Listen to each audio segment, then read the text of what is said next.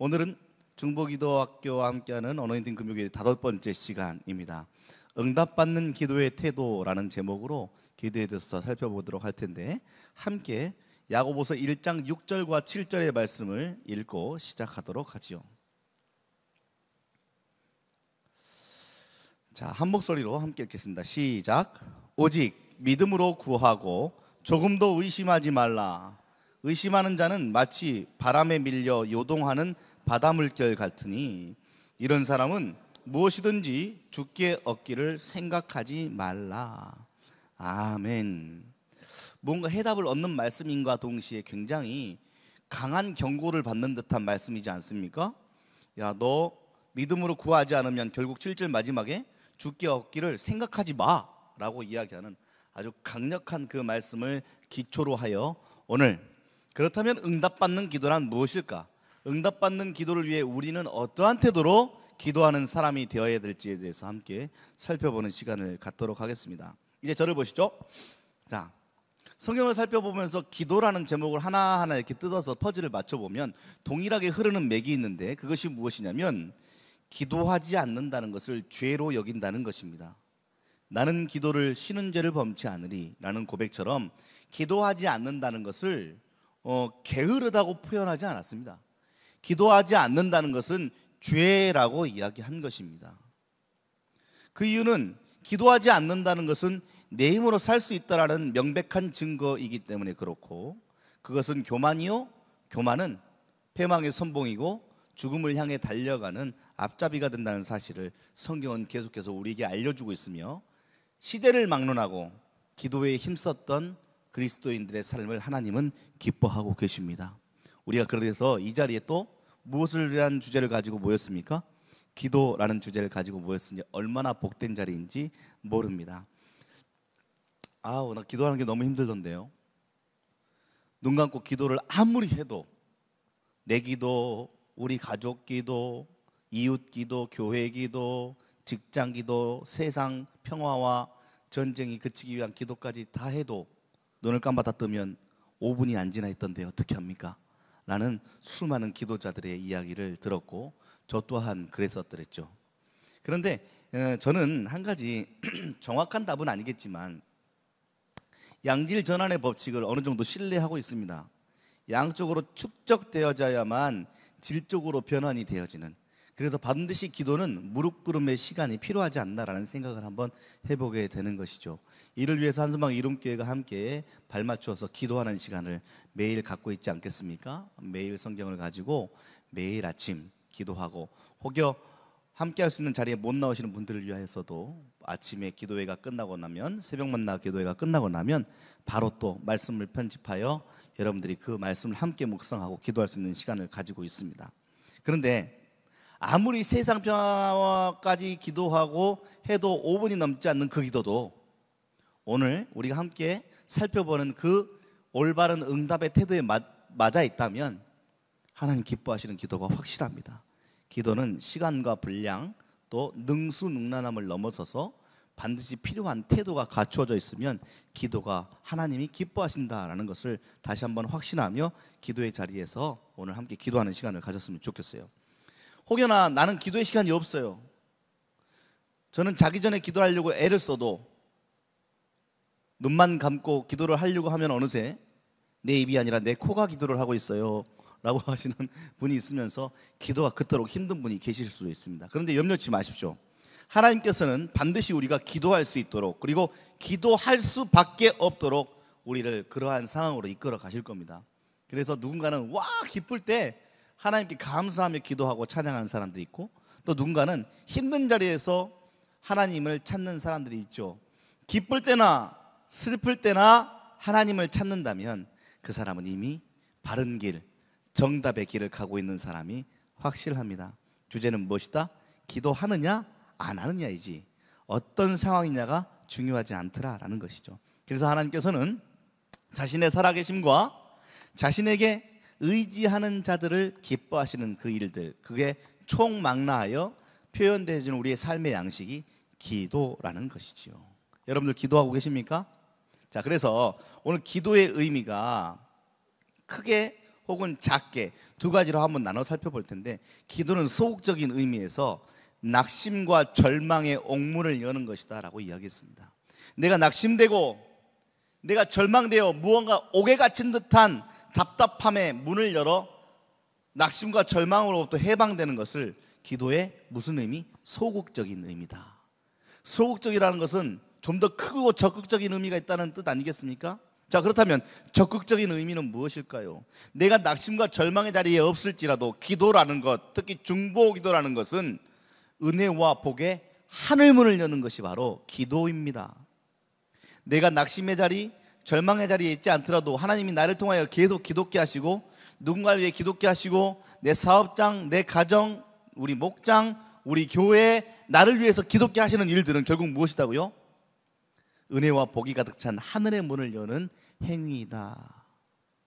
그래서 이 오늘의 주제를 담은 성경 속 엘리야 이야기를 우리가 한번 읽어보고, 그 엘리야 이야기를 가지고 엘리야를 통해서 오늘 응답받는 기도란 무엇일지에 대해서 한번 살펴보려고 해요. 자, 이제 성경 말씀을 한번 보도록 하겠습니다. 이 내용을 잘 한번 보셔야 합니다. 제가 준비를 했었네요. 자, 엘리야 이야기입니다. 잘 안 보이시는 분은 문건을 보시면 됩니다. 자, 한 목소리 한번 읽어봐요. 시작. 엘리야가 아합에게 이르되 올라가서 먹고 마시소서, 큰 비소리가 있나이다. 아합이 먹고 마시러 올라가니라. 엘리야가 갈멜산 꼭대기로 올라가서 땅에 꿇어 엎드려 그의 얼굴을 무릎 사이에 넣고 그의 사환에게 이르되 올라가 바다 쪽을 바라보라. 그가 올라가 바라보고 말하되 아무것도 없나이다. 이르되 7번까지 다시 가라. 7번째 이르러서는 그가 말하되 바다에서 사람의 손만한 작은 구름이 일어나나이다. 이르되 올라가 아합에게 말하기를 비에 막히지 아니하도록 마차를 갖추고 내려가소서 하라 하니라. 조금 후에 구름과 바람이 일어나서 하늘이 깜깜해지며 큰 비가 내리는지라. 아합이 마차를 타고 이스라엘로 가니 여호와의 능력이 엘리야에게 임하매 그가 허리를 동이고 이스라엘로 들어가는 곳까지 아합 앞에서 달려갔더라. 너무나도 재미있는 이야기 아닙니까? 우리가 그토록 잘 알고 있는 엘리야의 이야기입니다. 엘리야라는 사람은 우리가 조금 전에 살펴보았던 이 이야기처럼 낙심과 절망의 옥문을 여는 기도와 더불어서 자기 민족의 불행을 이미 끌어안고 기도함으로써 하나님께 은혜와 복을 우리 민족 가운데 더해달라고 중보했던 대표적인 인물이고, 그 하늘의 문을 여는 사람이 되었습니다. 이스라엘 그 당시의 상황이 어땠는데요? 가뭄이 들었는데 그 가뭄의 근원은 우상숭배의 죄였습니다. 가뭄의 이유가 무엇이었다고요? 죄라는 거였어요. 하나님이 제일 싫어하는 죄, 우상숭배의 죄를 지은 이스라엘이 죄의 징계를 받기 시작했는데 3년 6개월 동안 하늘의 문을 철석같이 그냥 닫아버려서 단 한 방울의 비도 안 온 것입니다. 단 몇 개월만 비가 안 와도 가뭄이라고 난리인데 3년 6개월 동안 비가 안 왔다고 생각해 보십시오. 그러면 땅에서 자라나는 모든 곡식과 나무에 열린 소산들은 하나도 먹을 수 없으니 그 당시에 저장할 장치조차 없던 시대 가운데 많은 사람들이 줄이고 굶어 죽는 일들이 비일비재하지 않았겠습니까?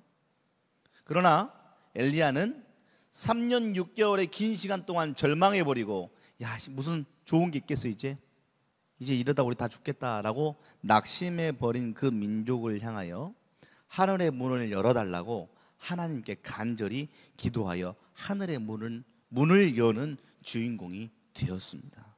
자, 그러면 어찌하여 다른 사람이 아니고 엘리야의 기도는 응답되었을까? 이 응답의 기도의 비밀을 한번 살펴보고자 합니다. 그렇게 된다면 오늘 우리들의 하늘도 암담하다면 그 하늘문이 열리고 우리 삶의 자리에 은혜의 단비가 폭포수처럼 쏟아지는 놀라운 일들을 경험하게 될 줄 믿습니다. 누구에게나 암울한 하늘이 없겠습니까? 내가 아무리 부러워하는 사람일지라도 그 사람의 삶을 들여다보면 암담한 하늘의 구름들이 그 사람의 삶을 가리우고 있는 경우가 대부분입니다. 그러니 우리는 하나님 앞에 기도할 수밖에 없는 존재죠. 그 암울한 구름이 거쳐지고 하나님의 놀라운 은혜의 단비를 우리가 얻어 누리려면 반드시 알아야 될 몇 가지를 우리가 한번 알아보려고 해요. 첫 번째로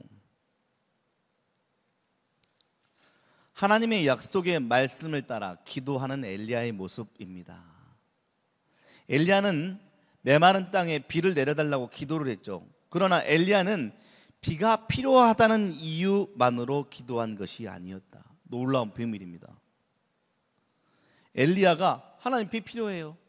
하나님 비 필요해요. 비가 필요하니까 비 내려주세요 라고 그냥 아무것도 없는 백지화해서 기도한 것이 아니라 하나님의 약속이 있었기 때문에 그것을 붙들고 구하고 기도했다라는 것이죠.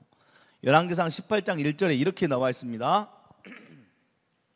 많은 날이 지나고 제3년에 여호와의 말씀이 엘리야에게 임하여 이르시되 너는 가서 아합에게 보이라. 내가 비를 지면에 내리리라. 하나님께서 이미 약속을 하셨습니다. 마치 이것은 이런 것과 같죠. 사랑하는 자녀에게 이렇게 약속합니다. 지금 최근에 시험 기간을 자녀들이 많이 보냈잖아요. 중고 대학생 친구들이 전부 다 중간고사를 치르는 기간이었습니다. 그 기간 동안에 한 부모가 이렇게 약속했다고 생각해 봅시다. 너 이번에 시험 잘 보면, 우리가 함께 목표하는 바를 잘 이루면 네가 무엇인지 원하는 걸 사줄게 라고 약속을 했다고 치십시오. 그랬다가 자녀가 열심히 공부해서 그 약속한 것에 대한 시험 성적을 가지고 왔어요.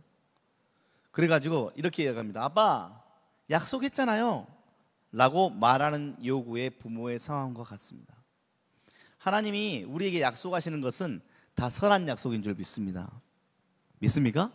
하나님이 우리에게 본인이 거신 약속은 악한 것이 하나도 없어요. 다 우리를 위한 선한 약속이지요. 그런데 그 약속대로 행하시는, 이루어가시는 하나님의 그 약속을, 그 말씀을 싹 붙들고 엘리야는 강한 믿음을 가지고 기도를 했더라라는 것이죠. 단지 비가 필요해서가 아니라 하나님께서 내가 비를 내릴 것이라는 약속을 붙들고 기도한 것입니다. 그래서 여기서 정말 중요한 포인트는 하나님의 약속을 따라 기도한다는 것은 하나님이 가장 기뻐하시는 기도가 된다는 겁니다. 나의 필요와 나의 정욕을 위하여서 구하는 기도보다 하나님의 약속에 따라 하나님의 말씀대로 기도하는 것, 하나님이 가장 기뻐하시는 기도입니다. 왜 우리 자녀 키우다 보면 자녀들이 다 다르잖아요. 그러면 자녀들이 어떤 자녀들이 있냐면 엄마 아빠의 그 기질과 엄마 아빠의 성격과 엄마 아빠의 상황을 기가 막히게 잘 아는 자녀들이 있습니다. 그냥 멋모르고 그런 자녀가 있고요. 예, 저희 집에도 두 자녀가 있는데 한 자녀는 제가 종종 쓰는 예화인데 이렇게 빨리 씻자 9시, 빨리 씻자 9시 반. 그래도 계속 놀아요. 예를 들어서 어렸을 때 10시가 됐어요. 이제 안 지키니까 어떻게 해요? 엄마 아빠 말을 안 듣네 하면서 이제 혼이 나죠. 저희 첫째는 무방비 상태로 그 자리에서 혼이 납니다. 그때 둘째는 어디론가 사라졌어요. 얘가 어디 갔나? 얘도 이제 같이 놀았으니까 같이 교육을 시켜야 되는데 딱 그래서 찾다 보면 이 아이는 벌써 온몸에 있는 옷을 다 벗고 욕조 안에 들어가 자기를 혼내러 온 엄마를 말똥말똥 받아보면서 엄마 저 부르셨어요? 라고 하는 아이를 누가 혼낼 수 있겠어요? 기도도 같습니다. 신앙생활도 똑같은 것이죠. 안 그래요? 하나님의 뜻을 알고 하나님의 약속을 붙들고 그 약속의 길을 찾아가면서 기도의 결을 만들어가는 기도의 사람들이 있습니다. 반대로 내가 원하는 것만 달라고 주구장창 하나님한테 딜을 하고 싶어하는 기도도 있죠. 우리의 많은 기도가 응답받지 못하는 이유를 성경이 우리에게 정확히 표현해주고 있는데 우리 기도가 자기 욕망에 근거하고 있기 때문에 수많은 기도 제목 가운데 응답이 많지 않은 것입니다. 반대로 하나님의 말씀을 가까이 하며 하나님의 약속, 하나님의 뜻을 보다 깊이 알아차린다면, 하나님의 약속에 붙들고 기도한다면 우리는 대부분 응답받는 기도의 간증을 가지고 살아가는 사람이 될 줄 믿습니다. 그 약속의 기도는 반드시 응답받게 될 것이며, 그러므로 기도하는 사람은 또한 말씀의 사람이 될 수밖에 없는 것입니다. 하나님의 약속이 어디에 담겨 있습니까? 다 말씀에 담겨 있잖아요. 그러니까 이것은 빈익빈 부익부 선순환 악순환처럼 하나님의 말씀에 집중하는 사람은 그 약속을 붙들고 기도하는 사람이 되고, 기도의 응답을 받는 사람이 되어 신앙의 맛을 알고 신앙의 테두리 안에서 그 결대로 살아가는, 그래서 무언가 남들이 알아차리지 못하는 무지의 구름을 벗어버리고 불신앙의 구름을 벗어버리고 그 위에 있는 또 다른 세상을 미리 알아차려 그것을 선취하여 누리며 살아가는 사람이 되고, 반대로 하나님의 말씀을 눈여겨 귀담아 듣지 않고 내가 원하는 욕망대로만 기도하다가 응답받지 못하여 낙심하고 실망하여 습관처럼 종교생활만 했지 내 삶 가운데는 간증이라고는 하나도 없이 살다 보니 교회에서 하는 모든 신앙생활의 안내와 그토록 송이구보처럼 단 신앙생활이 다 윤리적이고 도덕적이어서 하지 말아야 되고 할 수 없고 거기만 가기만 하면 빨리 끝나길 바라는 일들로 종교생활로 나라가 떨어지니 세상의 똑같은 생각과 똑같은 기준 안에 살아가며 그 이상의 것들은 하나도 바라보지 못하고 신앙의 맛이라는 것은 하나도 알아차리지 못한 채 살아가는 그 사람이 되는 것이죠. 그렇다면 그 중에 무엇 하나라도 뚫어내면 되는 겁니다. 기도하며 하나님의 말씀을 붙들든지 말씀을 붙들면서 기도하기 시작하든지, 교회 안에 정석권 준비된 하나님을 향한 예배와 신앙의 양육에 발맞추어 가다가 그곳 안에서 수많은 목장 식구들의 간증과 더불어 내가 기도의 줄을 닫든지, 그 어느 건 하나 붙들어 그 맥을 타면 되는 것이지요. 여기 앉은 우리 모두가 그 신앙의 참된 성령의 담비의 맛을 본 사람인 줄 믿습니다. 바로 이것이 하나님의 약속의 말씀을 따라 기도하여 응답받는 엘리야의 모습이었습니다. 두 번째로, 응답받는 기도의 태도는 우리는 겸손하게 기도해야 한다라는 것입니다. 엘리야의 기도하는 모습을 한번 보세요. 자, 엘리야가 갈렙산 꼭대기로 올라갔어요. 빨간 글씨 한번 다 같이 한번 읽어봅시다. 시작. 땅에 꿇어 엎드려 그의 얼굴을 무릎 사이에 넣고. 엘리야는 몸이 유연했던 사람이에요.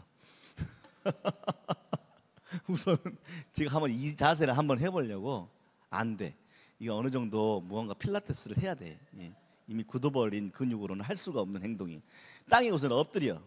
그 다음에 그 얼굴을 무릎 사이까지 꼬아서 넣어야 돼. 이걸 지금 꼭 이렇게 해야 된다. 그래서 나는 이렇게 하지 않으면 겸손하지 않은 사람이다가 아닌 게 아니라, 자, 이 행위가 그 당시에 무슨 행위였는지를 알아차리면 되는 것입니다.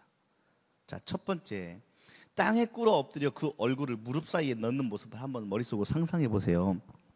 당시의 이 모습은 자신이 피조물임을 고백하는 행위입니다. 첫 번째, 내가 세상의 주권을 가진 창조자 같은 위치에 있는 사람이 아니라 나는 창조주에게 만들어진 피조물입니다 라는 겸손한 마음이 담겨져 있는 겁니다.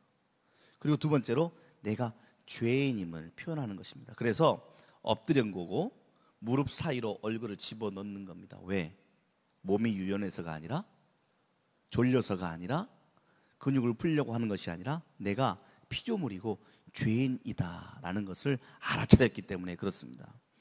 엘리야가 약속을 붙들고 기도하지만 기도하는 도구, 본인은 무엇이냐면, 내가 비록 하나님의 말씀을 들은 사람이지만, 하나님을 향해 눈을 든 사람이지만, 그 앞에 서 있는 나의 모습을 하나님 앞에 비추어 보니 내가 하나님이 피조물, 작은 미미한 존재일 뿐만이 아니라 그 미미한 존재가 죄까지 지은 존재이니 하나님 앞에 내가 기도할 자격이 없는 사람입니다.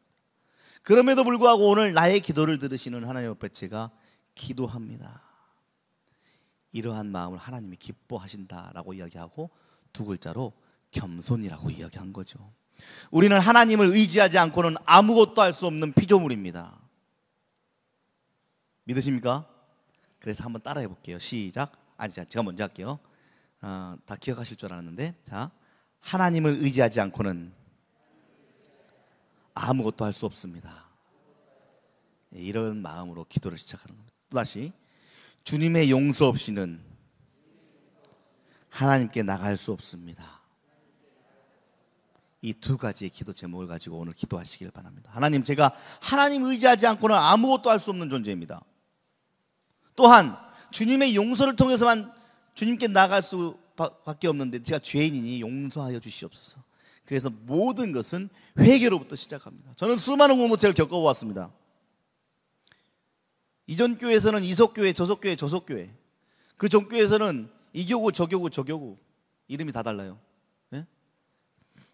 그전 교회에서는 저공동체, 저공동체 하면서 수많은 공동체를 바라보며 부흥하는 공동체와 정체된 공동체와 힘들어하는 공동체를 다 경험했지요.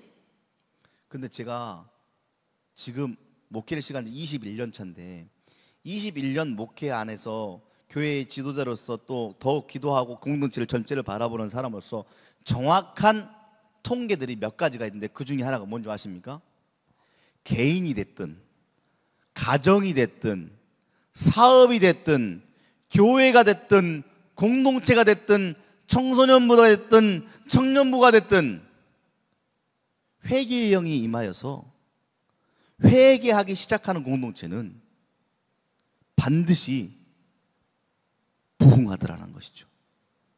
그래서 신방을 가면 어느 성도 가정에서는 이렇게 얘기합니다. 제가 목사님 왜 그런지 모르겠는데 요즘 계속 눈물이 나고 죄밖에 생각이 안 나서 그냥 제가 죄인입니다, 용서해 주세요라고만 기도합니다 라고 하잖아요.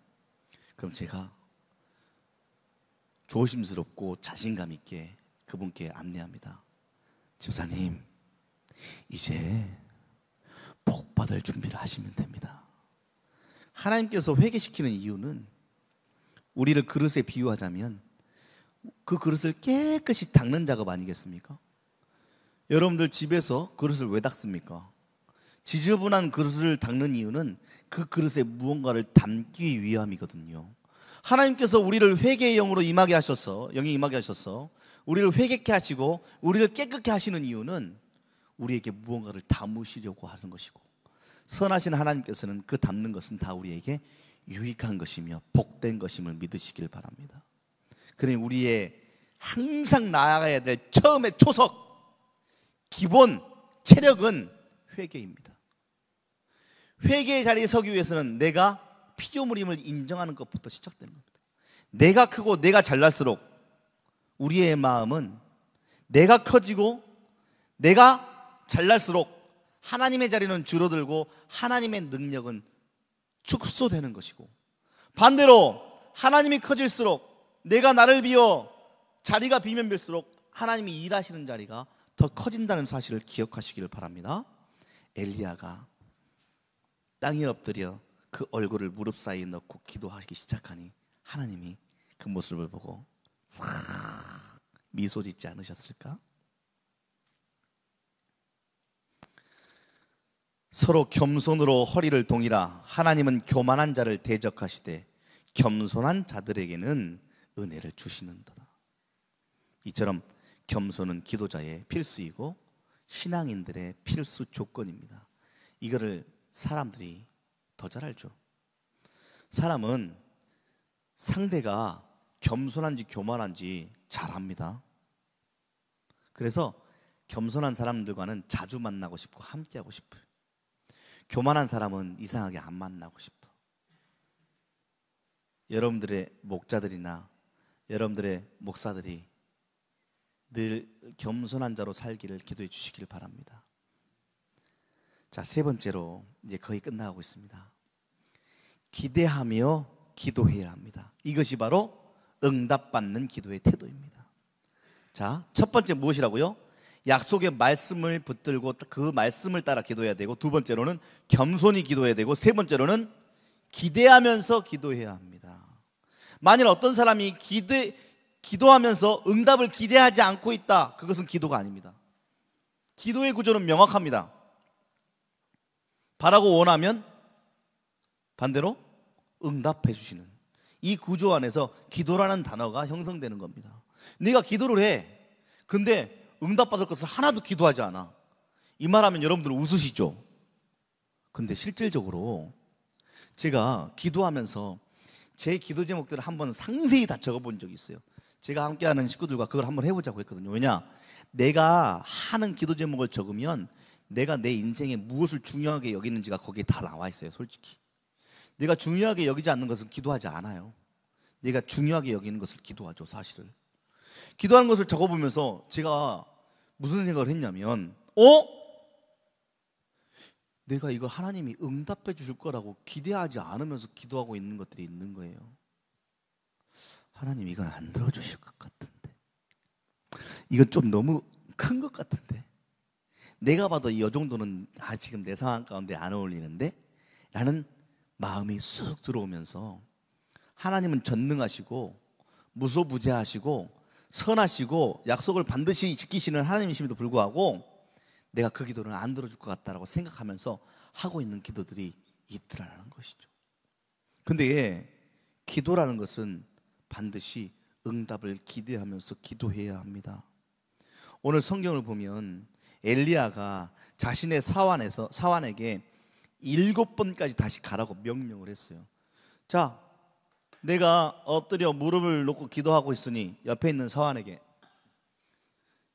비가 오는 신호가 있는 그쪽에 가서 저쪽에서 구름이 생겨나는지 보고 와 라고 이야기를 했네요. 사환이 이렇게 갔어요. 아무것도 없는데요? 이렇게 말한 거예요. 이렇게 너무 대드는 것 같네요. 아무것도 없는데요? 라고 이렇게 이야기했어요. 그러면 실망하지 말고 네가 판단하지 말고 7번을 가라 라고 했을 때 7번째 가니 손바닥만한 구름이 생겨나더라라는 것이죠. 이것 가지고도 할 이야기가 많은데 오늘 시간이 거의 다 가고 있기 때문에 하지 않도록 하겠습니다. 여러분들 손바닥만한 것을 응답이라고 믿겠습니까? 여러분 같으면 큰 비가 내리길 바라는데 손바닥만한 구름을 가지고 응답받았다, 이제 비가 내릴 거라고 여러분들 확신할 수 있습니까? 저 같으면 그런 믿음이 없을 것 같아요. 계속 이어서 볼게요. 자, 확실한 한 가지는 기대가 없는 곳에서 주님은 일하시지 않는다는 겁니다. 다시 한번 따라해 볼게요. 기대가 없는 곳에서 주님은 일하시지 않는다. 그래서 실질적으로 예수님은 자신의 고향 나사렛에서 기적을 행치 않으셨습니다. 왠 줄 알아요? 나사렛에 있는 사람들은 예수님이 어렸을 때부터 자란 모습을 다 봤어요. 그래서 야, 예수 내가 나랑 비석치기 하던 애야. 예수 나랑 같이 수영하던 애야. 기대하지 않는 곳에서 역사는 일어나지 않습니다. 그래서 대전으로 안 내려가셨죠. 대전이 고향인데 저는 광주로 가지 않았습니다.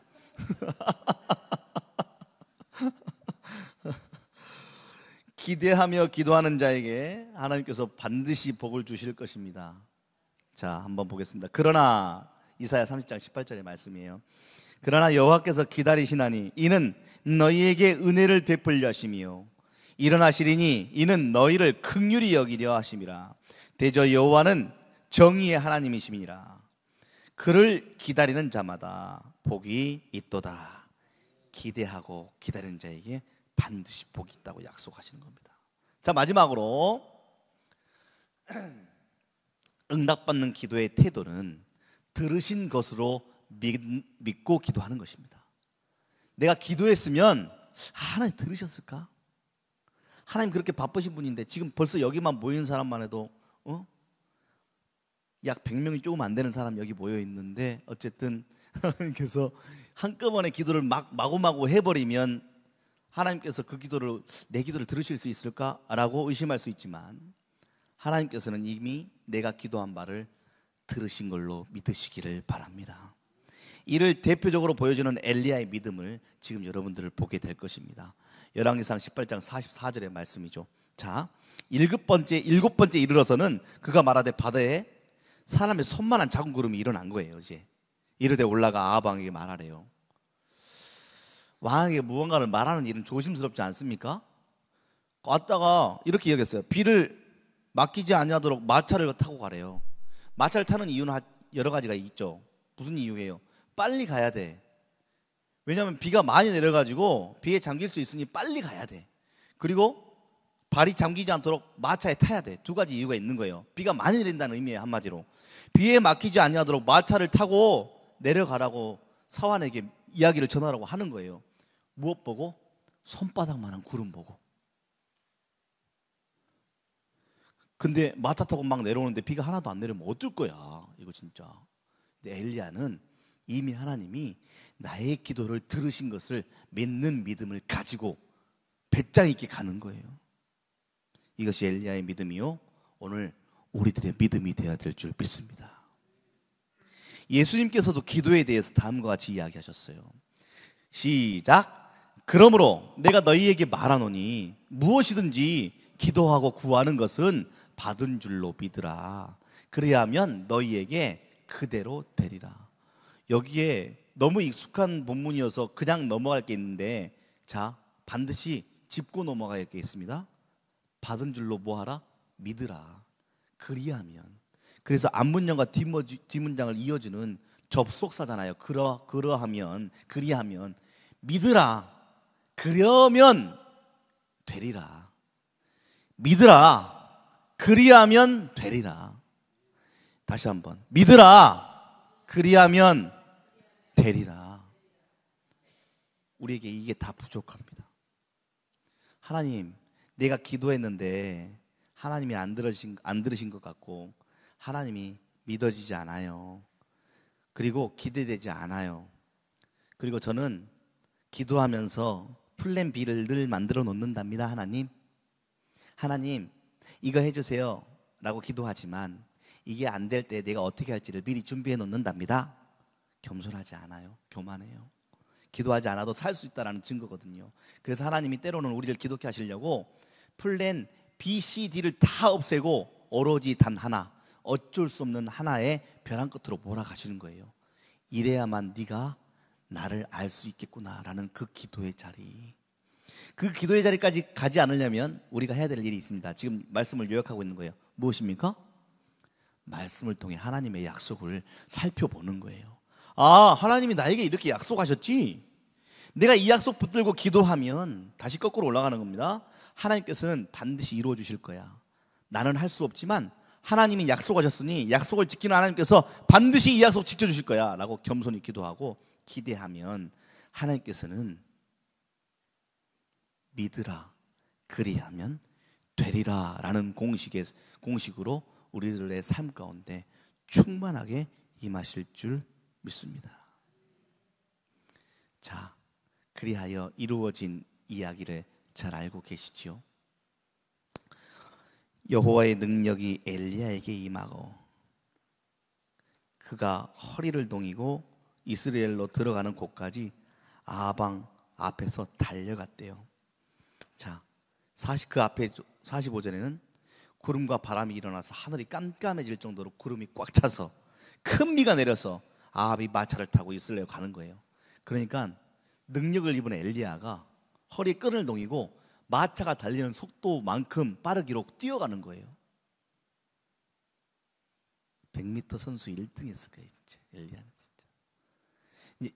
저는 이 말씀을 보면서 야, 이게 너무 이거 아닌데, 이게 아니라 하나님은 기도라는 주제를 우리에게 던져주실 때 우리의 생각 틀 안에서 무언가를 주시는 게 아니라 우리의 생각의 틀을 깨시면서 응답해 주십니다. 그래야만 우리는 기도할 수 있습니다. 내가 기대하는 것보다 더 크신 하나님을 경험해야만 우리는 겸손해질 수 있기 때문에 그렇습니다. 매일매일 기도하며 그러한 하나님을 만나며 더욱더 겸손해지는 여러분들 되시길 바라고, 그 겸손함으로 머리를 무릎 사이에 넣고 하나님 앞에 간절함으로 기도할 때에 그 기도, 약속하신 기도라면 반드시 이루어지는 놀라운 은혜가 있을 줄 믿습니다. 자, 이 시간 함께 찬양하면서 기도해 보겠습니다. 반주 주시고, 자 보세요. 아까 처음에 제가 말씀드렸죠.